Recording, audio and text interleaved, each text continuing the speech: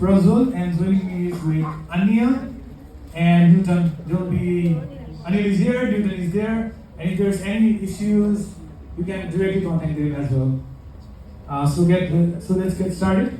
Today we'll be talking about how we can build private applications using Aleo. So let's get started. So the outline of the talk will be, we'll first spend some time understanding Aleo, then we'll write and build the app today. So let's get started. Understanding Aleo. So before we understand Aleo, let's try to understand how any other blockchain works in general. So what happens is a user submits a transaction, and the transaction includes the program, the inputs to one of the functions in the smart contract, the program, and then we have a signature validating that. And what we do is we broadcast that to a RPC endpoint. Then every validator node in that blockchain is going to re-execute the computation that is on the smart contract. And if the computations are correct and the signature is valid, the state of that particular contract is updated. Does that make sense? Do anybody have any questions here? Cool. Now there are two main issues with this. What every validator node on the blockchain is doing is re-execution. So every validator is running the same logic in the same function of the smart contract to verify that the computation is indeed correct.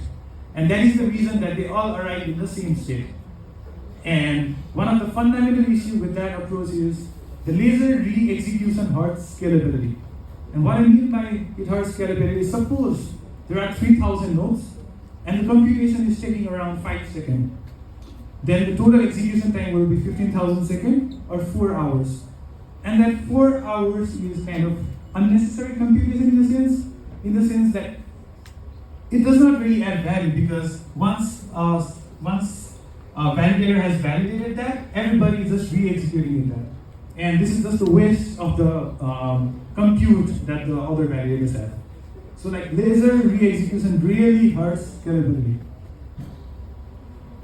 Also, now another big thing that laser re-execution hurts is privacy. So like, since every validator has to update their own state, they need to, and they do that via re-executing it. So they need to have access to the input data as well as the user data. And then we update the state on the user data. So the core strength of the decentralized laser technology is also its primary weakness, because all of the state transition is executed by all parties, and everybody has access to those data. Is there any questions here? Like, do you understand what I'm trying to get at? So like, laser re-execution is a bad thing, so that's what I'm trying to say. It's bad because it is not scalable. It is bad because it does not allow for privacy on chain. Anybody have any questions here? Moving on. So like, the talk is zero knowledge on this, so the solution is of course zero knowledge. So we have zero knowledge to the rescue. And to understand what I mean by that, let's look at what the transaction actually looks like. So we have a user. There is this transaction. On transaction, we have value. That is the amount of native token of the blockchain that we are transferring. We have some data. Now that data includes both the function name as well as the parameters to those functions. Now on Ethereum, they are RLP encoded. So that's the data. Then we provide some additional fee. Then we provide some signature. And what every node on the network is going to do is update the global state. So they will take this transaction, and based on the function that is in the smart contract, they update the balances or they update the storage. And that's what's happening.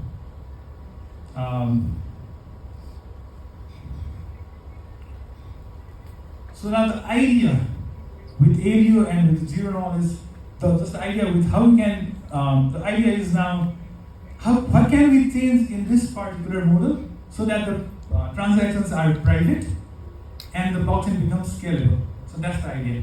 So let's just try to go through that, what it might look like.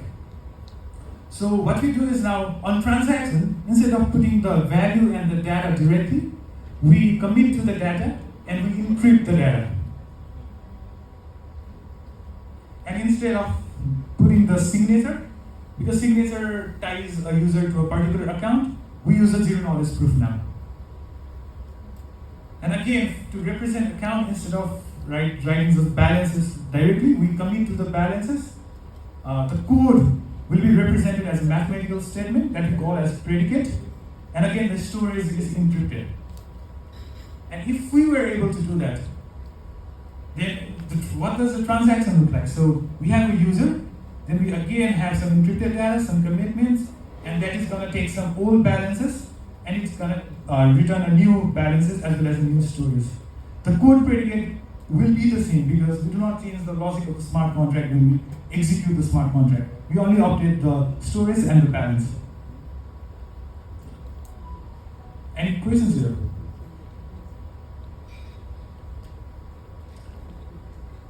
So what we are proving, so the idea of the proof is, given this particular logic, the smart contract logic, and given the old states, the old state includes both the balances as well as the storage, we prove that the new state, like these new states, they follow something. So what do they follow is that the balances is conserved, so like the Ethereum is not minted out of here, and that the program logic is satisfied.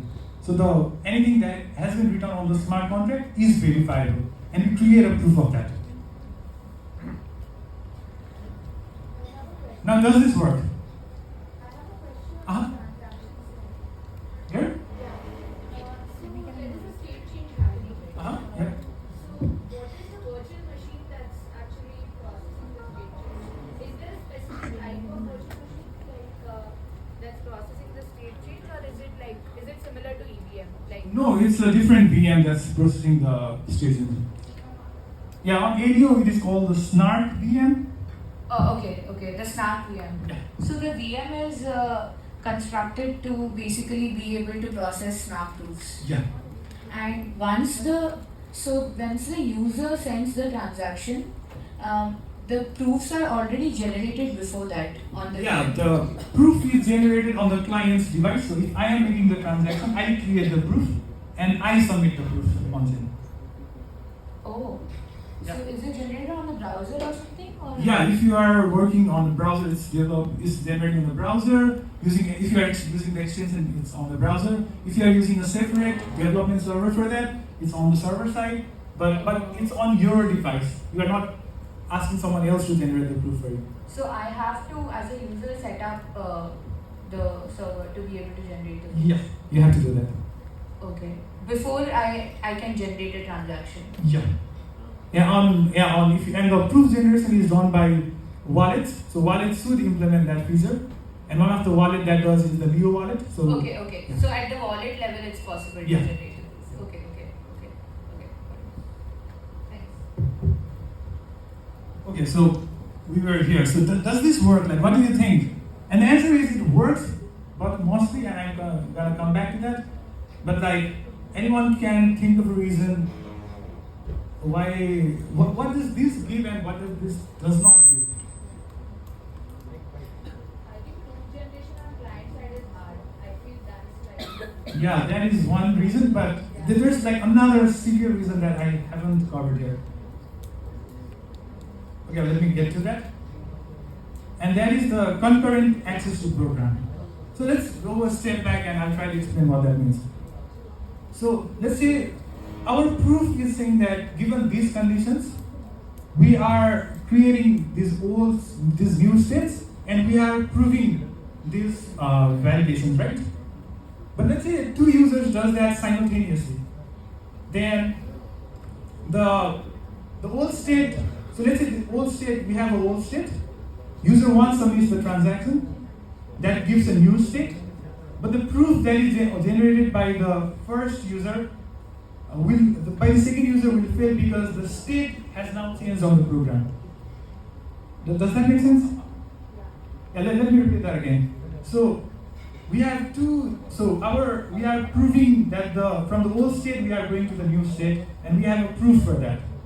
user 1 submits the proof, it's accepted, and the old state is updated to the new state. But when the user 2 is creating the proof, since the state has been updated, the transaction from user 2 fails. So if we were to create this particular system and we were to make it like work, every transaction should be executed like on a user level, should be executed serially. So like nobody could like do it simultaneously because the proof will not be valid. So that's one of the main issues.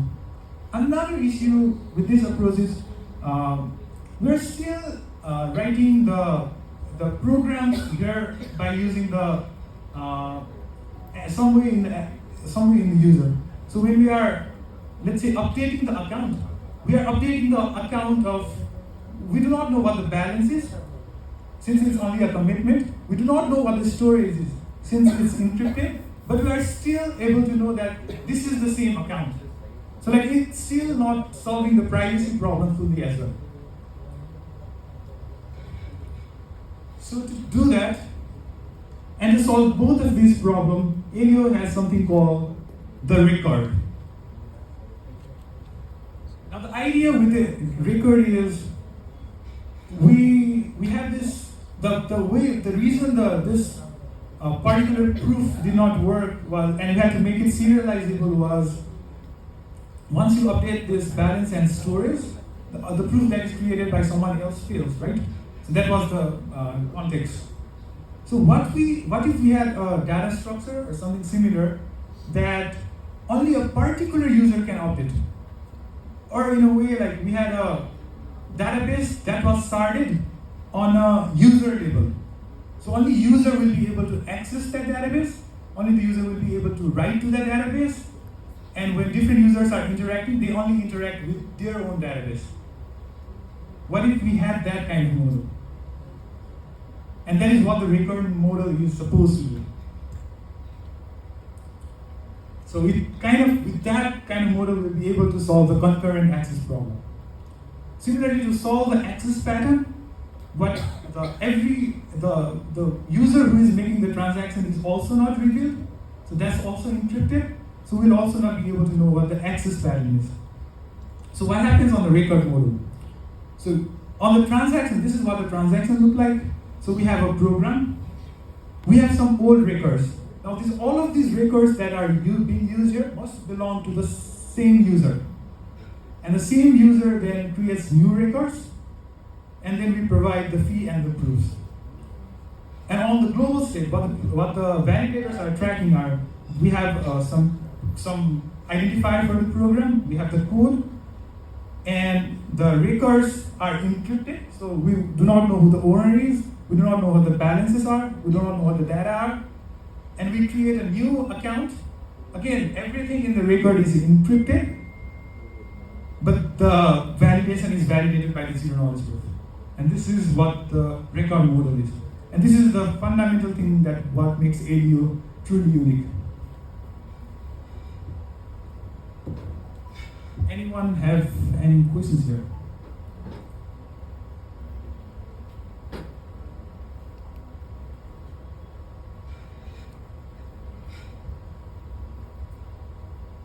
And we, sorry? Do you have an example of what these records contain? Like what data will they contain? This data that you're talking about? No, Yeah. about records. Okay. Hold the code of it. How does it look like? How does the records look like? Okay. I'll come to that in the demo as well. But the idea is we have this piece of information and everything is encrypted. So we have a ciphertext. So who generates these records? I, as a user, generate them myself. And that's the reason that we have privacy, that we are not relying on someone else to do it for us.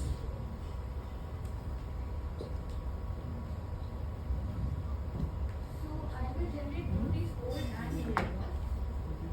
No, like these records will be encrypted and will be available on chain. This will only be able to be accessed by me. So like we do not have a conflict of like users submitting different transactions. So what we do is I create a proof saying that these are the older states, and once we apply the proof, this will be the new state and everything will have a proof.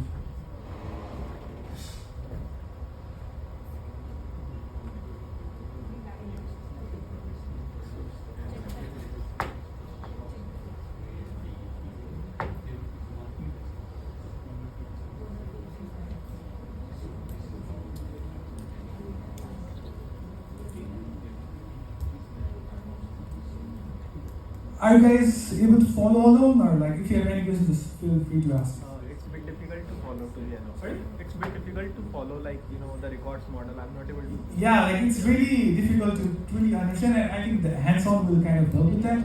But the idea, I think that's the more important thing. We have to understand the idea is we have a started level, so like the records will be encrypted, and they will be encrypted with the private key of the owner, and we do not know who the owner is. So that's the idea. And that's what allows privacy, and that's what allows scalability as well. And if you want to, yeah. That's right. No, I'm kidding. And if you want to share our data with some party, let's say, is there a public key sort of thing that we can, use to decrypt our data? Is there? So on Aleo there are 3 different keys. So one is the private key that we use to authorize the transaction or authorize fees and similar to the private key others need. We have the public key or the address that is used to identify it. We have a separate key called the viewing key. So that's the third key. Now the viewing key is generated from the private key. So if you have private key, you can always get the viewing key. And viewing key is what is used to decrypt and encrypt this transaction. So if you want to share it with someone else, you can feel good about sharing your viewing key. That gives you the access to the entire transactions that you have done. So anyone will be able to publicly view that, but they will not be able to authorize transactions on your behalf. So we have the view key might be helpful there. Sorry?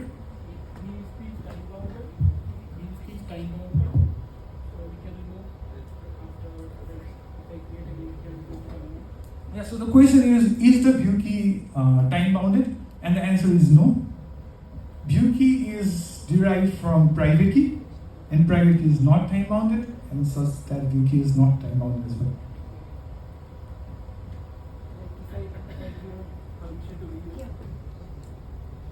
If I given permission to view the data, then I need to close. Yeah, that's a really interesting question. So let's say if I give my view key to you will be, right now, at least right now, you will be able to view all the transactions that I have done in the past with that private key. You'll be able to know all the transactions that I will do in the future with that private key. But the one thing easy is you can always transfer your asset to the new address, and the new address will have a new view key, or the new, so that works. Each private key can have only one view key, or there might be that one private key have several view keys. Right now, one private key equals one view key, but that might change in the future. You were like talking about. So you're talking about like if I'm sharing my viewing key to someone and that now they have my viewing key and I can't do anything but just transfer the asset to other account.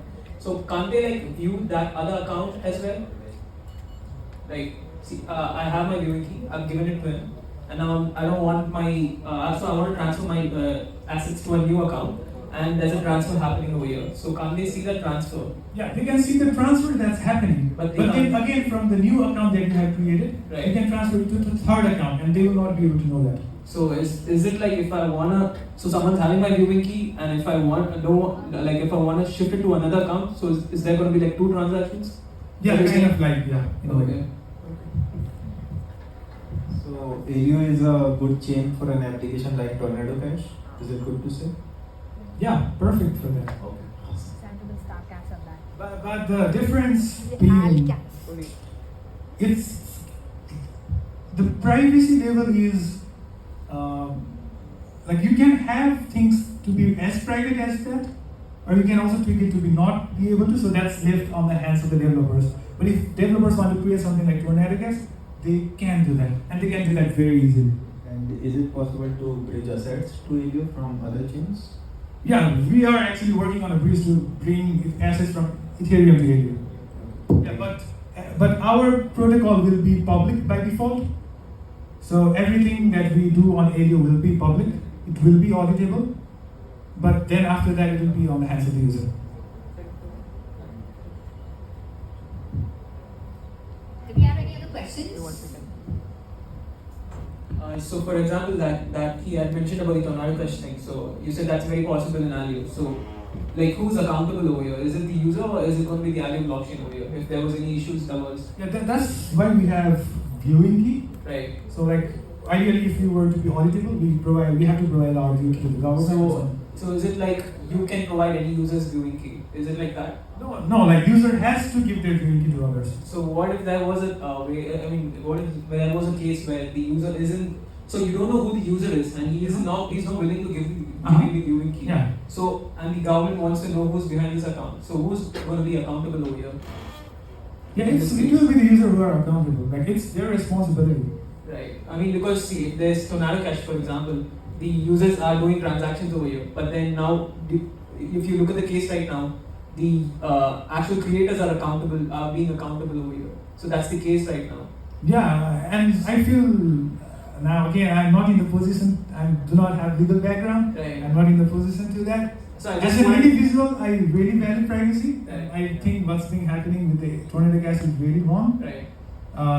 But like there are, if you as an application developer, you can do that. You have the ability to do that. To do that or not, it's your responsibility. Right. So you can take that way. But I don't think that should be an issue right now. Okay. Thank you. Any other questions? Yeah, moving on. Okay, so let's get our hands dirty then. So we have here two different repositories. So not a repository. So this is one QR code you can scan and get to the something called the playground, where you'll be able to write Aleo programs. You'll not be able to deploy them, but you'll get a feel for what Aleo programs will look like. And on the right side, this is the program that I'll be walking you guys through it. And this will give the idea of the records and everything included. So this is kind of like the ERC20 like token contract. It's not fully ERC20 or any standardized, but this will give you the idea. So can you guys get the link and we can get started?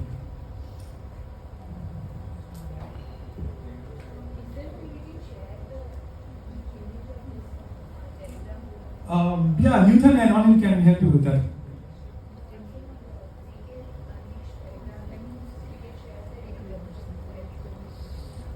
And like I did attend the past Aleo hackathon, so like hacker house actually. So why is there like a wide listing of the test tokens? Like why is that concept there? Like because during the hackathon I was not able to deploy my contract because there was no test token. So why is there like a white listing to the test token? And due to the because I was not having test tokens, I couldn't deploy and like I couldn't launch my actual project. So that was the case. So how is that? I'm extremely sorry for that. Yeah.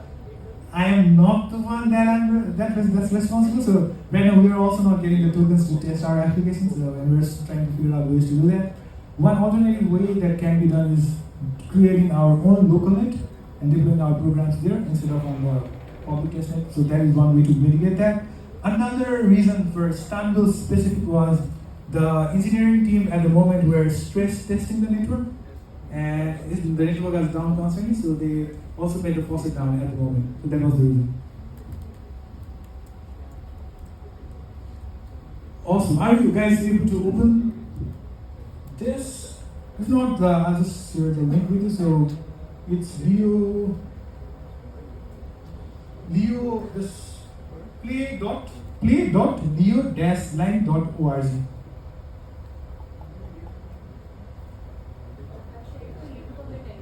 I have shared the QR code on the Telegram group if you guys are. Beautiful, thank you.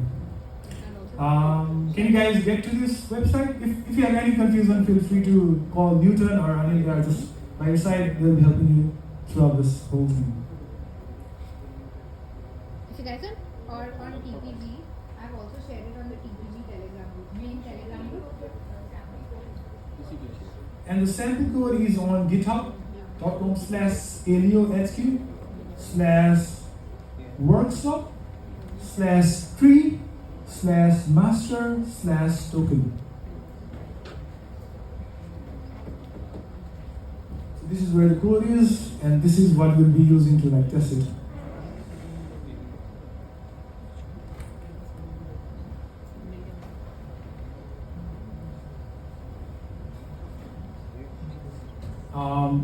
Could you like raise your hands if you are up to speed here, and I can get started. Yeah, we'll wait a couple more minutes for other, and then we can get started.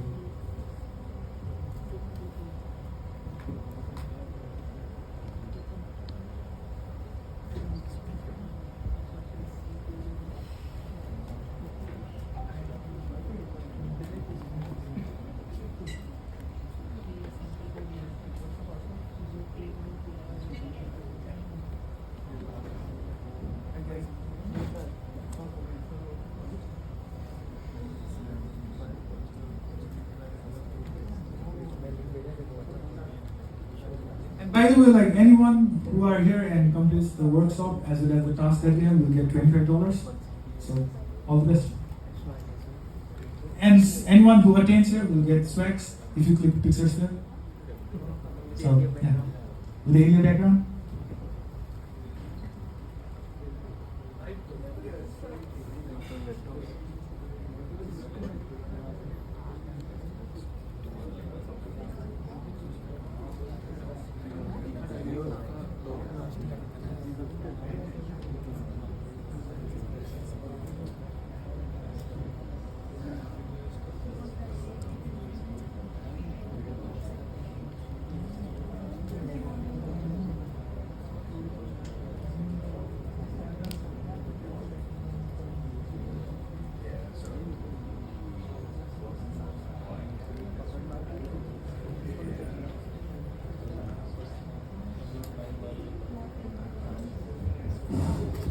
Okay, so I'll be skipping out a lot of details here, and if you have like any confusion, you can always ask us. There are a few quick websites that's like really helpful when you're working with Aleo. I'll just go with them quickly. One of them is called aleo.tools, and here what you can do is you can create a new Aleo account, and when you generate it, you get the private key, view key, and the address. You can also load your account from private key and account related stuff. Signing a message, verifying a message. Similarly, you can decrypt your record if you find something encrypted. You can call different endpoints that we have for Aleo. There are some stuff to like execute a program here, executing on-chain as well as executing locally. And then we also have a way to transfer different tokens. And if you have any other doubts, you can always visit developer.aleo.org, where everything is listed here. Yeah, feel free to go through these resources. These are really great resources. And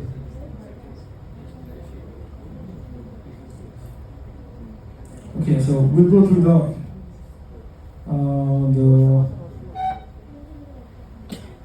the token workshop. So the file is on source main.leo, and we'll be using this particular file. And I'll try to go through the contents of this file. You can directly copy this file from here and paste it on the Leo background. Yep, that's good. Awesome. Are you all in the same place right here? Yeah, I'll try to zoom in a bit. Okay.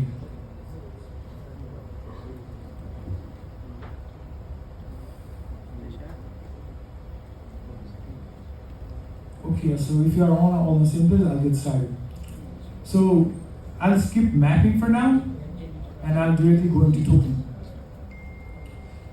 So as I talked previously, Aleo is a record-based model, so we are creating record first. So we are to represent ERC like token, we are creating a record. The name of the record is token, and all records should have owner as a field to identify who the owner is. And then we are using amount to describe how much amount does that have. And this kind of, that's the token thing.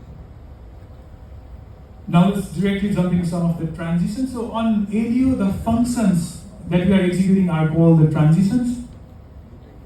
It's called transition. Now we have mint private and mint public. I'll go to the mint private one and I'll later follow back on the mint public.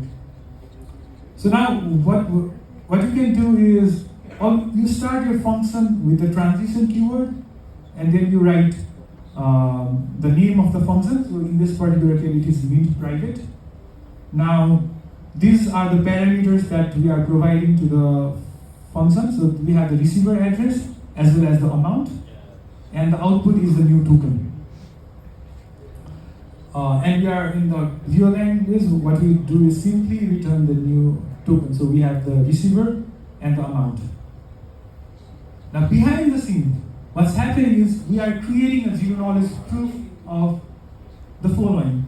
So we are, I think it might be easier to show you later, but the idea is we will encrypt this address, we'll also encrypt the amount, we will create the whole record, we'll encrypt the record, we'll publish it, and what we do, we create a proof that we have encrypted all of these records properly, and everything is created properly. So we create a zero knowledge proof of that. Yeah, let me just show what that looks like.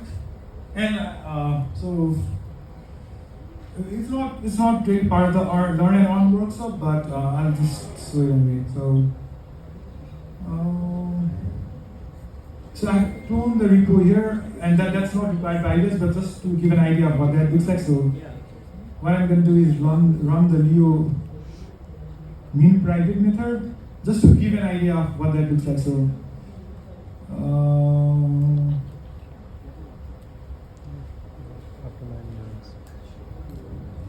let me create a proof and all things. So and this is the proof that's been created. So let me just copy everything. Let's put it on a new file.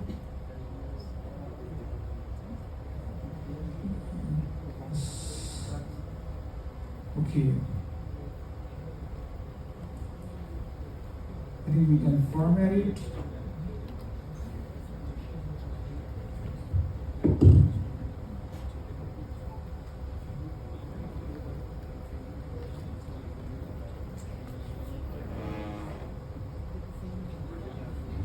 Awesome. So let's just look at when we are doing the mint private, what does it look like?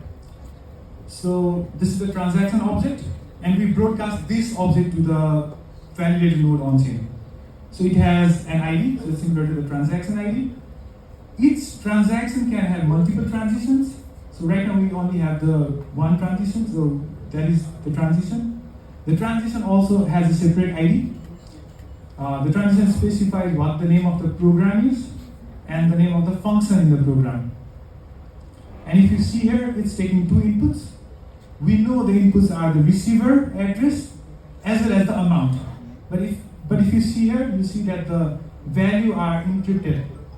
These are represented as a ciphertext here. Both of the value as well as both the amount as well as the receiver. And then we are giving the inputs, and we're also providing the outputs. So the outputs in this case is a record, and the record value is also encrypted. So this is also encrypted. So from just by seeing the record, we'll not be able to. No one can see what the amount here is and what the address here is. So this is what the transaction looks like to any validator on the network. And what the validator are going to do is they are going to take a look at this proof. They validate this proof, and if this is a valid proof, then the minting process passes.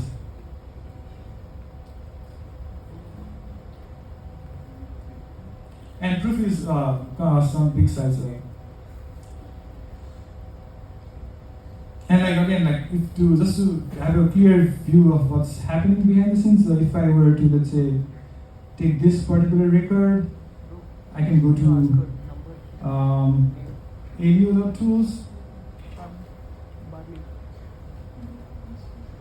and I can decrypt my record and the decryption, as I mentioned earlier, happens with the viewing key.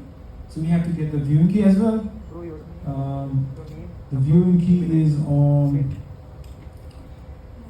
also on the environment file. We have the private key. So like what's happening is when I executed it, it took the value from the environment file and used the viewing key generated from the private key to generate the encryption key and encrypts it in the following manner and creates the proof that encryption is done correctly.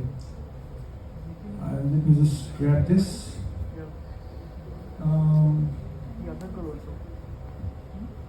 Let me grab the view key.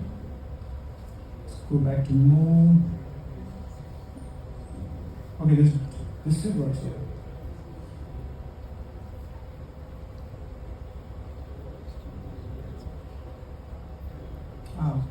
Right names. Oh, yeah. So it should have decrypted. We can come back to it later if we have some time. But the idea, but the transaction of it looks like this, and I think that's the main point I want to convey right now. Anyone have any questions on this particular transaction object? Yeah. What are actually transitions? Are they something like circuits, GT circuits, or what? Yeah, so each transition internally is a GT circuit. Only if it's private function, then you create a GK circuit, or otherwise it goes on the public. Is it? Okay, so if it's a private field, then we encrypt the inputs as well. So if it's not a private field, the fields are not encrypted. But the proof will always be the proof of the execution. That is the logic in the transitions. And does these functions support loop as well? Like if I write a transition function in the Leo file, main Leo, will it support loop, if else? Okay, so the question is, will it support loop? Will it support if else? And to answer that, to support loop, you have to specify the number of loops it has to do. So it cannot be dynamic. So let's say if there's like, you want to do a 50 loops, you have to explicitly write that the number of loops is going to be 50. But one advantage of that is that verification cost will still be the same.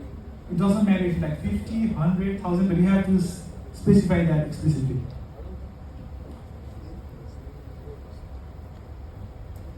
Yeah, let me go back to the task at hand, our new program. So we have the mint private. So minting private is just very easy. Anyone has questions on the minting private part?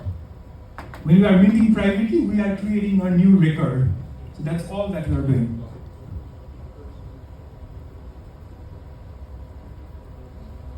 If that's all right, I want to go to the transfer private part. Here, let's look at here. Okay, so we have transfer private. The transfer private will take a token. And also another thing that I don't think I mentioned is record are treated as a UTXO. So how many of you are familiar with the UTXO model of programming? I have asked. Okay, few. So the idea with UTXO is you can only use it once. If the full form is on-spend transaction output, and you can only spend it once. So you can only spend the record once. So we are in the transfer private, we are taking send as a token, the record as the input, first input. The second input is the receiver address. Third input is the amount. And what we want to do with this function, with this transition is, we want to transfer this particular amount to this particular receiver. And we want to do it from our token that we have minted earlier, or we have got it from someone else. And the way to do that is, we take a difference. So if you take a look at the record, token record, we had something called the amount. So we subtract the amount that we want to transfer from the amount that we have on the record. We save that as the difference. And the operation, the subtraction operation is safe. So let's say if this send order amount was 10, and we're trying to transfer 20, that would fail. Like the zero knowledge proof will not be created, and user will not be able to just initiate the transaction. So it will just not happen. So what we are doing when we want to transfer is, since it is a UTXO model, we cannot use this particular record again. So we are creating two different records. The first record is called the remaining record, and we transfer the difference amount to the same owner. So let's say if I am sending a transaction to you, I will create two different records. So one is the remaining record. So if I have 5 tokens and I want to transfer 2 tokens, I create 2 different records. One record with your address as the owner and amount 2, and another as my address as the remaining address and the amount as remaining amount 3. So that's what we are doing here. We are creating we are taking a record, we are creating 2 main records, and we are returning this. And when we execute this, the thing that's seen on the blockchain is someone has transferred something amount to someone else. And that's the only thing that's recorded. We do not know who sent it, we do not know who received it, we do not know the amount that's being sent.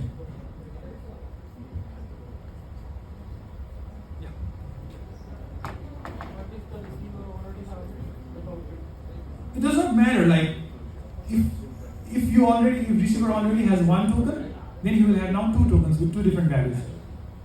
And it's the job of the wallet to keep track of the number of records that they have.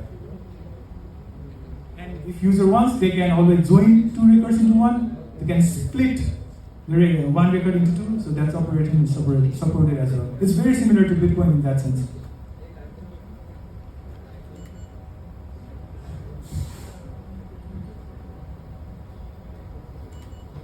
Any other questions that you have?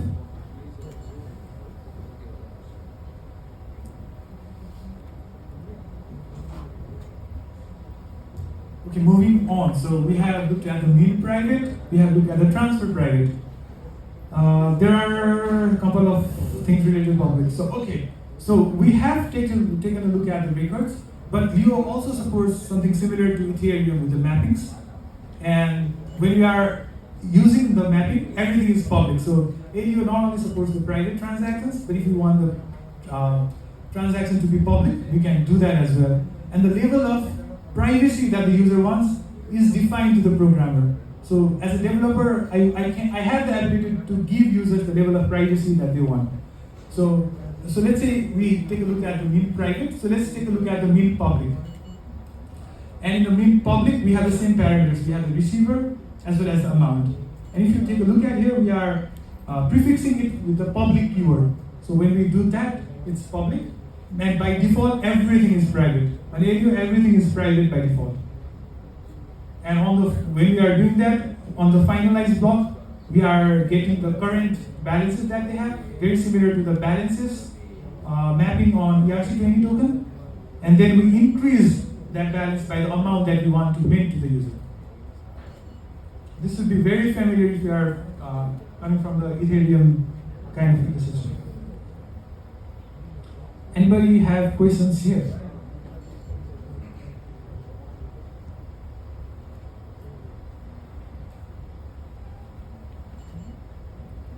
So we looked at mint public, mint private. Now let's look what the transfer public looks like. And again, this is very similar to Ethereum. So on the transition side, we are not doing anything. We are everything doing on the file. So if you take a look at here, each transaction can have 2 different parts. So one is the transition part, which will create a zero knowledge proof. And then we have the finalized part. And the finalized part will be re-executed by the ledger.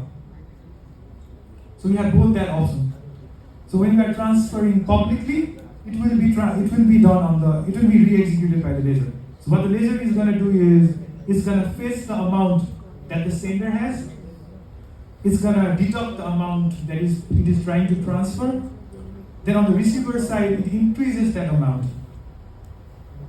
So that's all it's doing here. Anybody have any questions here?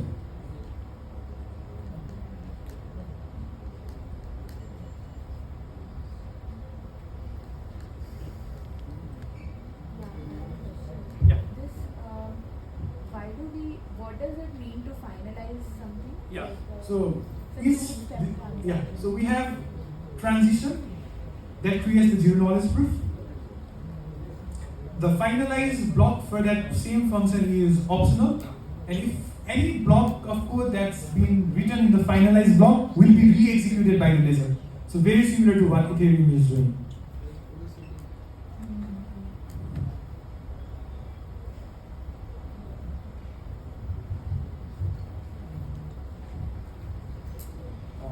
let's just go through all the other functions that we have. So we looked at transfer private as well. Let's look at transfer private to public. So let's say I have some private record and I want to transfer it publicly to someone else. And I want to reveal the address of the receiver, but not my address. I can do that as well. So the way to do that is we take a record as an input, we have the receiver, and we have the amount. We decrease the amount and save it as a difference, and we create a new token in the ownership of the sender, and the amount will be set to difference. So we are creating a new record but with a less amount. And then we are asking to all the validators to increase the balance of this particular user, and that will be done on the finalized block. So the receiver amount is increased on the finalized block.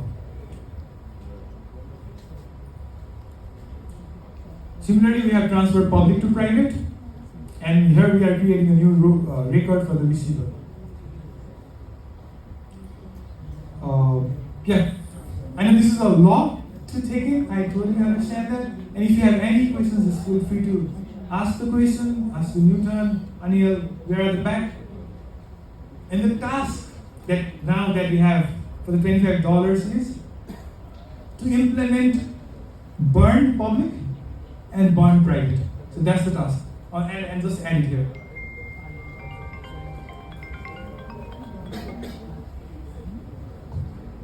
So you need to add the code for burn public and burn private. Take the screenshot of this once you're done, and we need to submit this during treasure hunt if you're applying for the bounty. Yeah, and the way to submit that is you clone this repo, you add this particular lines of code, and then you upload it into your own GitHub. We'll have a form for you to fill out. I'll give you in some time, and then you can submit the GitHub link just as a proof that you have done this. And if you have any questions about implementing this, we'll be around. Feel free to ask. Yeah, I think that's all. Any questions that anybody has?